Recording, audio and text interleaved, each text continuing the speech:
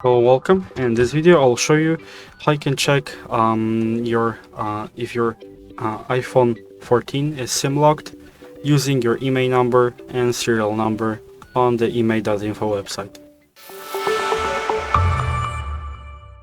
So to find out your IMEI number, just go to your phone app and dial this number, which is the star icon, then the hashtag 06,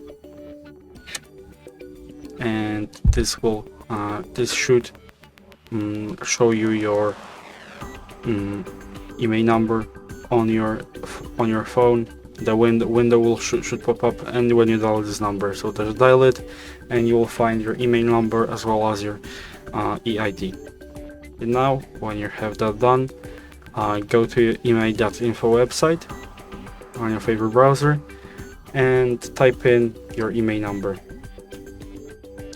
Now you will find your basic information about your phone, and if you scroll down, you'll find the basic checks, and we have the Apple SIM lock check via IMEI and serial number.